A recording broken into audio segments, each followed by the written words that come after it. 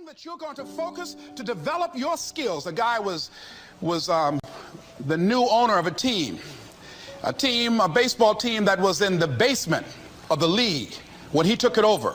He went to the pitcher and he said, "What is your best throw?" He said, "Well, I got a good curveball and I've got a good fastball." And he went on talking about his different throws. He said, "But tell me this, what is your best throw?" He thought for a moment. He said, "I've got a good fastball." He said, "That's all I want you to work on. Nothing else. Just develop your fastball." The next year, they went to the World Series. Most people don't know where their fastball is. Most people go through life never discovering what their talents are. Most people never develop their talents. They have skills and abilities, but if you don't nurture them, if you don't develop them, they will never serve you. Your gifts can take you many places if you develop your gifts. Most of us don't like to do those things that come easy to us. I've always loved to talk to people. I decided, taking this advice, to develop my skills as a speaker. And my gift has developed and it's taken me many places. You have something that you brought to the universe, and that if you decide that my life deserves my developing this, what I do well, and becoming the best at it, and mastering myself, and seeing what I have within me, if you decide to drop your buckets where you are and develop your gifts, I grant you, you'll never ever be without. I grant you that your gifts will take you places that will literally amaze you. I grant you that if you begin to work to develop your gifts, you'll develop a strong sense of happiness. You'll get a larger vision of yourself, because part of beginning to get a larger vision of yourself, all of us need some area of our lives where we can have a feeling of competence. That people know when they think about this area, that's something you do. That you eat and sleep that. And that you do that. You do that. And people know it. And you know it. And you know that you know this. If you don't know anything else, you know this. Can you tell I know what I'm doing? Oh, hello. You know this. So you've got to work on it. When other folk are having a good time, you've got to have the strength of character to concentrate, to read, to digest information. If you decide in any particular area that you're concerned about to make a conscious, deliberate, determined effort to read one book a month in that area, in 5 years, you'll be among the top 5% experts in the world. I read a minimum of 2 books a week. The average American reads only 1 book a year. If you decide that area that you love, that you are going to master that particular area, in this era of accelerated change, overwhelming complexity, and tremendous competition, as you begin to develop and expand your skills and your talents and your vision of yourself, you will always be in control of your destiny. The next thing is, whatever it is that you want to do, you want to do it massively. I have a friend who was telling me that his sales were down. I said, "Well, how many phone calls you make a day?" He said, 25. I said, "Double them. Make 50 or 75 or 100. He said, "Oh man, that's just too much." I said, "What do you mean too much? You behind on your bills? You're talking about too much? You know one way to get back on your feet real quick is to miss 2 car payments? You talking about you're tired? There's no competition out here. Decide that you're going to push yourself. Most people won't do that. Most people give up on themselves easily. You know the human spirit is powerful. There's nothing as powerful. It's hard to kill the human spirit. They asked Benjamin Disraeli, a man who became the head of a country at a time when Jews were not allowed out after 10 o'clock. They said, "How did you do it? How do you achieve it against such great odds?" He said, "Nothing can resist the will of a people that will stake even their existence on the extent of their purpose for good. That when you have a made-up mind When you decide that you want to do something, I was reading something the other day. He said the power to hold on in spite of everything, the power to endure, this is the winner's quality. The hunger, the ability to face defeat again and again without giving up. This is a winner's quality. You have that quality within you. When you're hungry, you don't care about the facts. You don't care about the odds. Doug Williams played for the Washington Redskins, quarterback. John Elway of the Denver Broncos in the Super Bowl. Everybody was talking about Elway. After the Super Bowl, when Doug Williams made a historic passing game, asked him, said, how were you able, in spite of all of the negative publicity saying that you couldn't win, how did you do it? He said, I ignored my critics. I just didn't pay any attention to them. I ignored myself because they kept on saying it so much. There were times I doubted whether or not I can do what I needed to do. There's a Doug Williams in everybody here. There's greatness in you. And you've got to learn how to tune out the critics outside and the critic inside. And since I'm going to do this, I'm going to harness my will. And I'm not going to let anything stop me. I deserve this. I'm going to do it until. And this friend, I told him, said, start increasing your calls. I said, I make 100 calls a day. I got a callus in my ear. My ear's kind of dark. You can't see it, but it's there.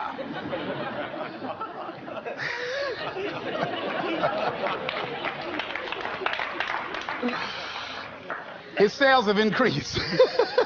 He's working harder now. The other thing is that if you want something, you have got to be relentless.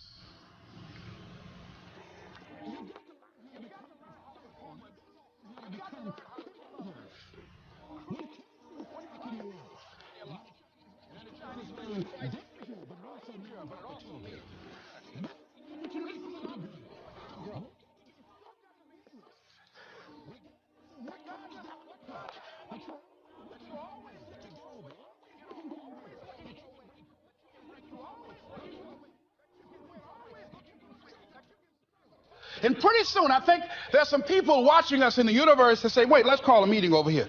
You know that guy Mustafa? Look at him down there. He won't stop. Just that fool don't know he can't get over. Look here. Why don't we do this? Let him go and let's mess with somebody else. Just let him go on through.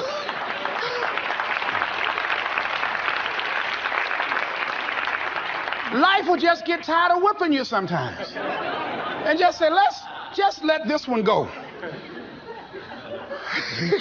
I believe this.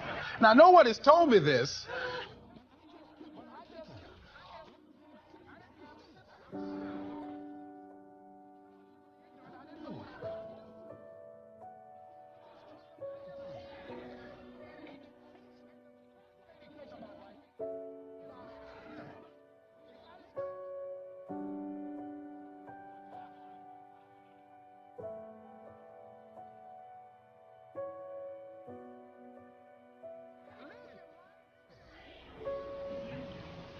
With some drive.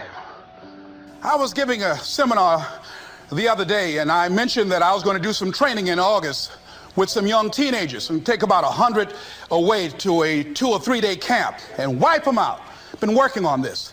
So after the speech, one of the parents walked up to me and said, Mr. Brown, I'd like for you to do something for my son. He's not motivated.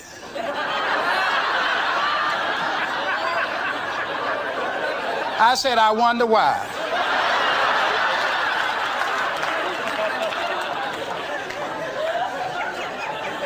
I wonder what's wrong with him. He had no fire whatsoever. See, what you do speak so loudly, folk can't hear what you're saying. And so if you don't have any fire, you've got to watch the people, the relationships that you develop. Have people of kindred mindsets. If you're around folk who are dead and negative all the time, they will affect you. You want people that are around you that have smiles on their faces, looking good. I was telling a group last week, Abraham Lincoln refused to hire a guy because of his face. They said, but the guy can't help it. He said, anybody over 30 is responsible for their face. If you have some depressing face looking at you every day, it affects your blood pressure. Keep these dead faces away from you. It's contagious. This is serious. So you've got to watch your countenance, watch your face, have an uplifted expression, watch your body posture. All of these things affect you psychically. You got to be the kind of person that you are fearless. Fearless. Folk leave fearless people alone. There's some people walk through a neighborhood and every dog in the neighborhood would bark at them.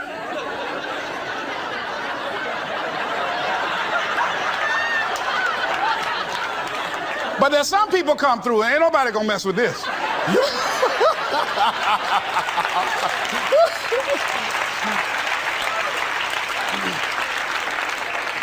You are unstoppable. And because you are unstoppable, because you've got power that you haven't even begun to use yet, you owe it to yourself to release your brakes. How many of you have the experience of pulling out of your driveway and you mashed on the accelerator and the car was just going, and couldn't move, and you mashed harder and it couldn't move, and then you discovered you had your emergency brakes on. And then you release those emergency brakes and it goes, choo! Have you ever had that experience before? Most of us go through life with our brakes on, holding back, not giving all that we have, not sharing all of ourselves. Most of us go to our graves still holding on rather than releasing it. What are some of those things that keep us from releasing it? Because of past experiences, past defeats, past pain. We look back, well, it didn't work out then. It probably won't work out now. Many people get confused their performances with who they are. I was reading Pat Riley, the coach of the Los Angeles Lakers.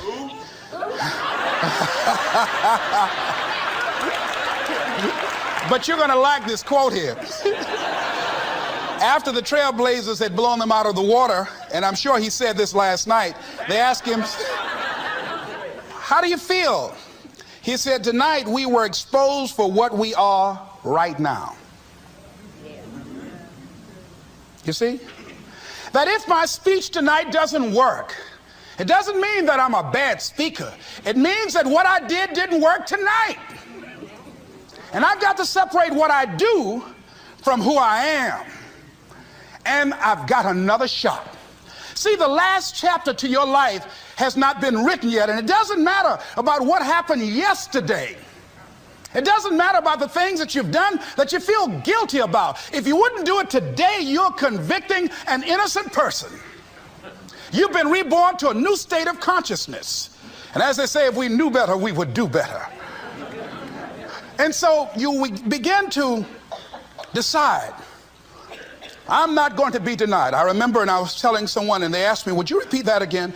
I was interested in going into broadcasting. I'm adopted. And that was my key out. I wanted to make my mama proud of me. I was very much appreciative of what she's done for my brother and sister and I. And that was my way out. And I went over to a radio station, asked a guy and told him that I was interested in broadcasting. He looked at me in my straw hat and my overalls. He said, you have any broadcasting background? I said, no, sir, I don't. What do you do? I cut grass. Young ladies asked me what kind of work I do, and I was working on a garbage truck. I say, well, I'm a sanitary technician. He said, we don't have any job for you. I decided that was something I was going to do. I decided I'm unstoppable. I'm going to go up in here and I'm going to do this. I started going to the radio station every day, developing a relationship with the people that were doing what I wanted to do. And that's what I encourage you to do. Whatever area you want to go in, find people that are doing it the way you want to do it and develop a relationship with them. When I decided to go in this area, I wrote letters to Dr. Norman Vincent Peale, to Zig Ziglar, to Dennis Waitley, all of the giants in this area. And I said, this is something I want to do. I've been following your career. Would you help me? Dr. Norman Vincent Peale answered my letter, did an article on me, wrote about me in the most recent book that he issued, and done many broadcasts about me. I'd wanted to develop a relationship and rapport with those people that were achieving those things that I wanted to achieve. By the same token, I would go to the radio station, and I developed a relationship with the guys. And they used me as an errand boy when they needed some food or someone to go pick up entertainers that came into town. Temptation singing My Girl, Jerry Butler singing For Your Precious Love, Sam Cooke singing Darling You Send Me. I would pick up the entertainers at the airport and drive them around in the disc jockeys, big Cadillacs. They didn't have any driver's license, but I was acting like I had some.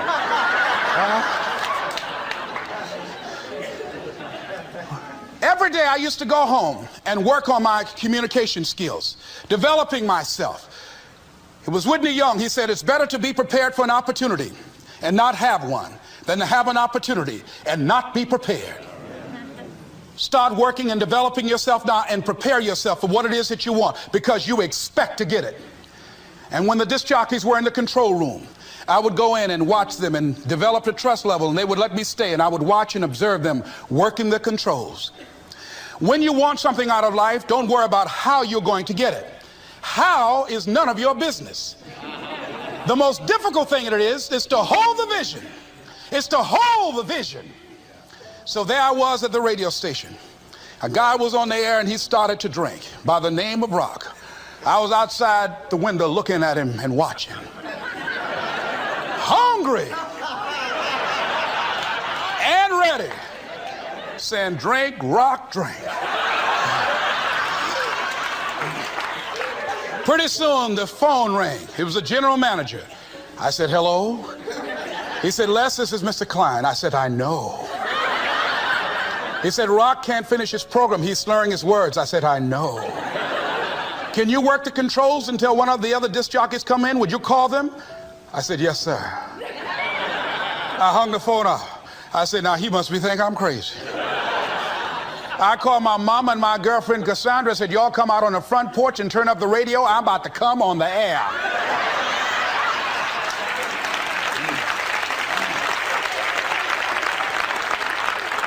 I waited about 15 minutes. I called him back. I said, Mr. Klein, I can't find nobody.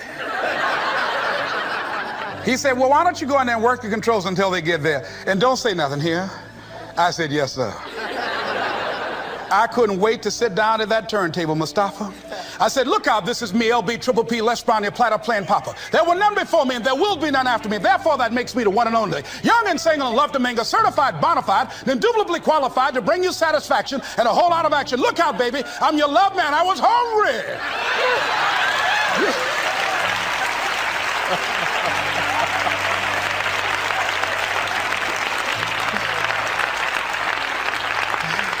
Shake somebody's hand on your right and left and say, you've got to be hungry.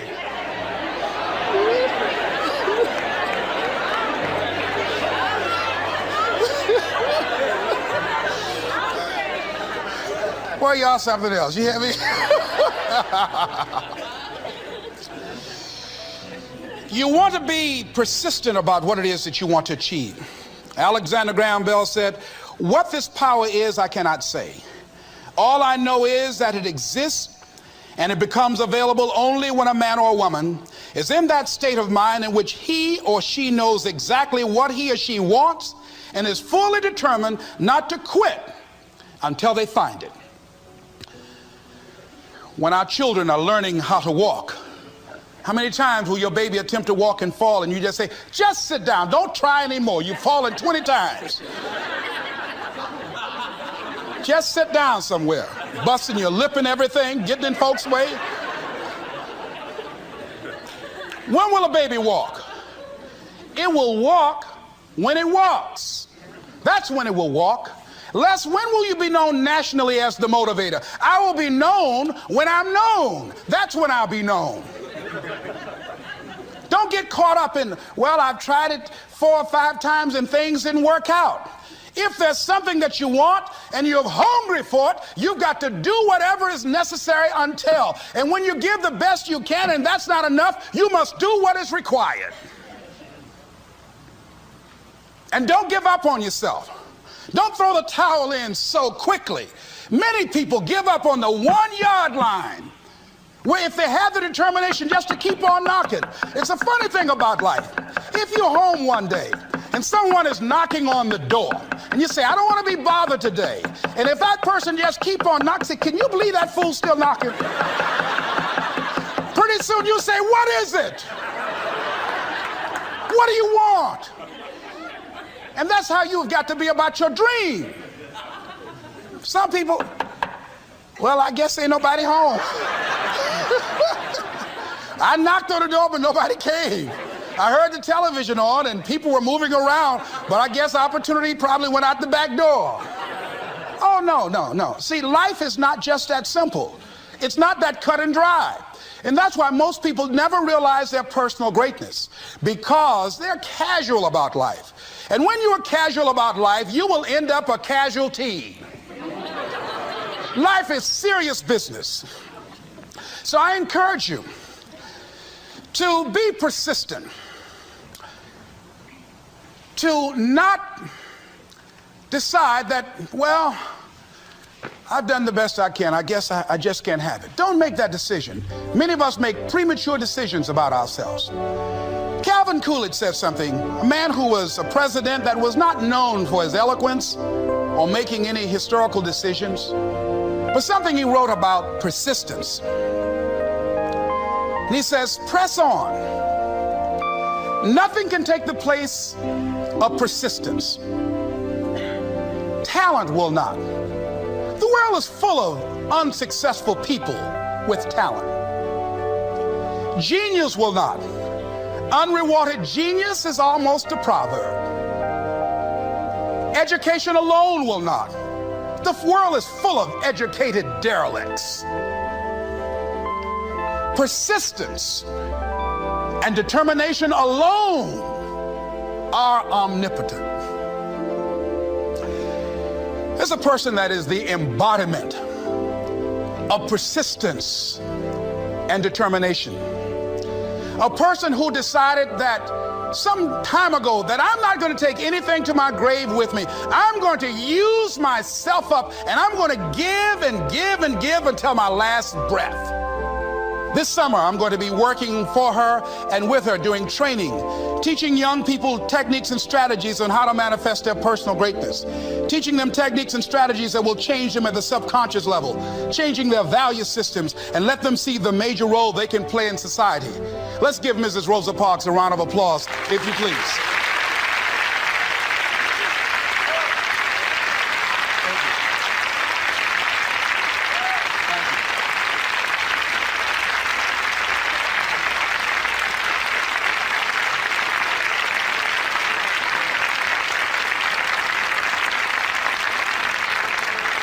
Here we are in the presence of greatness. Mrs. Parks, people over here couldn't see you. Would you come up? Could you? She's such a beautiful person.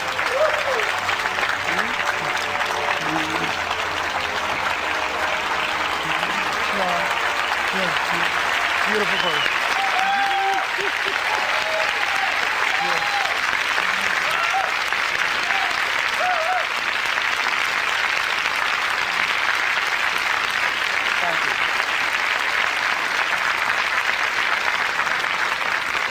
I encourage you to see Mrs. Parks and Mrs. Elaine Steele about the Rosa and Raymond Parks Institute for Self-Development. If you're interested in your children participating in that, they have some information over here to share with you.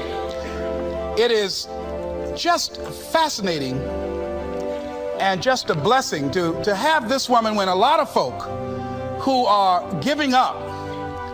And here this year she celebrated her 75th birthday and still has a dream of being an instrument of change.